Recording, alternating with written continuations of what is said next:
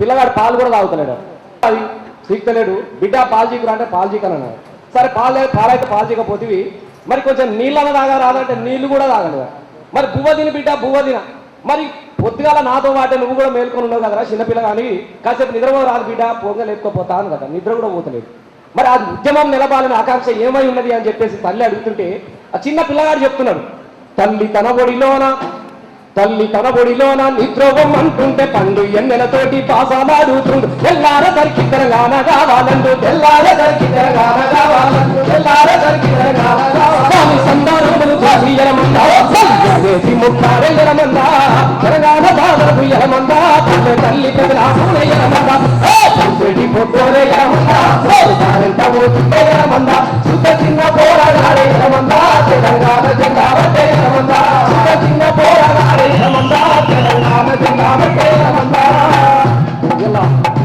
పల్లె బాధల ఆకాంక్ష తెలంగాణ రాష్ట్రం. కానీ ఇలా నాయకుల ఆకాంక్ష, రాజకీయ ఆకాంక్ష ఎటువైపు వెళ్తుందో ఒక్కసారి మనం ఆలోచించినట్టుంటే నాకు చిన్న ముచ్చడి యాదకి వచ్చిందన్న.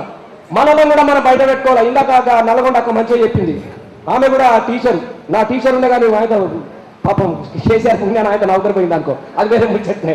నేను ఉండేటాడు ఉండే కానీ అక్కడ ఇద్దరంటే నేను వీకేసి వచ్చాను, అది కూడా బంపే అనుకో. మరి అయితే చిన్న ముచ్చట నాకు యాదకి వచ్చింది. ఫస్ట్ ఇంట గెలిచి రచ్చ గెలవాలని ఒక సామెత ఎక్కడ కాదు, చిన్న పుస్తకం విన్నా. ఫస్ట్ ఇంటి దొంగలు పడితే కానీ బయట దొంగలను ధర్మచ్చు. కాబట్టి ఇంటి దొంగల గురించి ఒక చిన్న ముచ్చట చెప్పుకుంటే, ఇలా బాధ్యత అంతా అనేక నాయకులు తెలంగాణ ఓట్లతో గెలిచినటువంటి అందరి నాయకుల మీద కూడా తెలంగాణ బాధ్యత ఉంది. కాంగ్రెస్ కావచ్చు, టీడీపీ కావచ్చు, ఇంకేదైనా పార్టీ కావచ్చు, ఏ పార్టీ అయినా పర్లేదు. ఇక్కడ పుట్టిన గడ్డ మీద పుట్టి ఇక్కడ తెలంగాణ ప్రజల ఓట్లతో గద్దెనెక్కిన వాళ్ళందరినీ కూడా మనం ప్రశ్నించాల్సిన అవసరం ఇక్కడ ఉన్నది. నేను అందుకే అందరి నాయకులు చెప్తున్నా, పదవి శాశ్వతము కాదు మన ప్రాంతం శాశ్వతము, అధికారం కోసమని ఆత్మగంపు పోవచ్చు, అధికారం కోసమని ఆత్మగంపు పోవచ్చు. ఈ సందర్భంగా ఒక మహామేధావి గుర్తొచ్చాడు, పివి నరసింహారావు, భారతదేశానికి ప్రధానమంత్రి. తెలంగాణలో కరీంనగర్ గడ్డ పుట్టినాడు, ప్రధానమంత్రి అయిందంటే అమ్మతో చెప్తున్నా, తెలంగాణలో అంతా వంటలు పోయి, మేము కూడా వంటలు పోయిన కోళ్ళు కోసుకున్నాం. ప్రధానమంత్రి అంటే మామూలు ముచ్చట్ల తెలంగాణలో పోయి ఇక పోసుకున్నాం. 5 ఏళ్ళు గడిచినాయి, కానీ పివి నరసింహారావు పదవి ముచ్చట కుర్చీ ముచ్చట తప్ప తెలంగాణ గురించి ఒక్కటి కూడా మాట్లాడకపోయా. పాపం పెద్ద మనిషి ఆయన ఏమంటే ఆయన సాగిందో జాగలేదు కానీ అటు ఆయన పూసుకున్నది చచ్చిపోయారు. చచ్చిపోతే ఢిల్లీలో బొంద పెట్టి నమ్ముతా జాగరణ దొరకలేదమ్మా. ఒక ముచ్చట అనుకున్నా. ఈ కథ ఏం చెప్తుందంటే, పాపం అమేఘాల మీద గాలి మోటర్లో తీసుకొచ్చి ఎక్కడ పెట్టిరన్నా మీ అందరు తెలుసు, పత్రికలలో చూసినాం. హుస్సేన్ సాగర్ కట్టపొంట పాపము గంధపు చెక్కలు పెట్టి ముసలోని మీద వండబెట్టి నెయ్యి పోసిరు, అగ్గి పోసిరు, పెట్రోల్ పోసిరు. కానీ పేపర్లో మధ్యరాత్రి వర్గాలు ఏమొచ్చిందన్న స్కోరింగ్లు సగమే కాలిన పివి నరసింహారావు. అదో సగం ఎట్లా కాలుతుంది, నెయ్యి పోతుంది, గంధపు చక్కెర పెడుతుంది, అందులో పెట్రోల్ పోతుంది, గిన్నె పోసి తాగులో పెడితే ఉత్తరం అండిపోవాలి. 5 నిమిషాలు పడబట్టి ఇరిపోవాలి బొక్కలు, కానీ కట్టెలు కాలవే.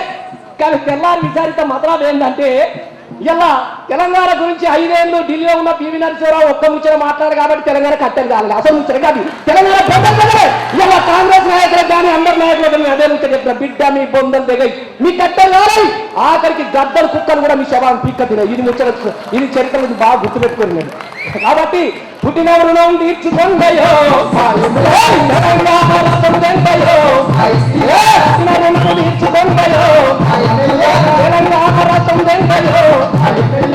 కాబట్టి తెలంగాణ ప్రాంతం అనేది చాలా ముఖ్యం. అయితే ఇట్లాంటి ఉద్యమాన్ని కూడా చాలా అపహాస్యంగా, చాలా అవహేళనగా చూపించి పబ్బం గడుపుకున్నటువంటి ఒక పరిస్థితి ఉందన్న. గుండెలు తరకపోయినాయి. ఇలా అభివృద్ధి అనేది సపోర్ట్లు పడుతున్నారు, అసెంబ్లీలో సపోర్ట్లు, పార్లమెంట్లో సపోర్ట్లు. ఏం అభివృద్ధి పైన అక్కడ ఎరిగిపోతుంది అంటే నాకు ఎరిగిపోయిన ముచ్చట యాదికి వచ్చిందన్న. మా ఊరి పోయినా నేను ఇక 18లో వస్తున్నా, మొన్న ఊరికి పోతే రాకరాక వచ్చానని చెప్పి చిన్నప్పటి క్లాస్మేట్ ఉండే పాపం అవి తాడి చెట్లు వీకినా ఎండి పీకిన ఇక్కడ లొట్టు లేవనుకో, ఈత చెట్లు అప్పుడప్పుడు మోస్తాయి ఏడాదికి పోతాను. అరే నేను రాకరాక వచ్చినా కదా మరి చిన్నప్పుడు దోసరం కదా అని చెప్పేసి బొర్రెలు వచ్చి ఈత కల్లా అయినవే. ఇక కళ్ళు మధ్యలో అయినా ఆయనతో డబ్బులప్పుడు ఖర్చు బస్సు ఎక్కించిన. ఎర్ర బస్సులు కొద్దిగా ఎక్కితే కొద్దిగా దాకా చెప్తాయి మన బస్సులు, వాళ్ళ లెక్క ఉండే అనుకో, గరుడలు బిరుడలు అవి ఎక్కితాయి కదా, ఈ ఎర్ర బస్సు ఇక అయితే ఎక్కే వరకల్లా ఎక్కడే అది నాన్ స్టాప్ అని బోర్డు పెడితే కడుపులంటే కటకట అవుతుంటే ఏమైనా జన నాతో రాదే అని, ఏ జర రాగరాదే జర పోతాయి 2 గంటలు కాదని సిద్దిపేటకు హైదరాబాద్కు జర రాగు అన్నాడు. ఇక అట్లా ఇట్లా తందాడుకోవాడు అంటే జూబ్లీ బస్ స్టాండ్ దాకా వచ్చినామన్నా. వచ్చినాక ఏమైనా కండక్టర్ సాబ్ ఎటు పోవాలి జర అంత కలబొట్టు రాగినని దండం పెడితే ఏమనుకోకంటే గదే పోవాలి బట్టి గా ఇట్లా పోమంటే అవే అరే ఇల్లు కాదు గదరే గంటకి పోవాలని చెప్పిండే. దెబ్బ పోతివి ఆయన ఇక పని అయిపోయే వరకు అలా ఇక సపరేట్గా ఆయన ఇట్లా వస్తున్నాడే అబ్బతో చెప్తున్నా వెనుకబాడు ఒకటే ఎవపోసుకుంటూ వచ్చి ఏంటంటే దొబ్బెత్తున్నారు అన్నాడు. ఎక్కడ ఈ దొబ్బేసుకుని ముచ్చట ఎక్కడ ఇది మనం ముచ్చట కాదు, ఈ దొబ్బేసిన వరకల్లా నాకు ముచ్చట యాడికి వచ్చింది. ఎంత విచిత్రమైంది అన్న.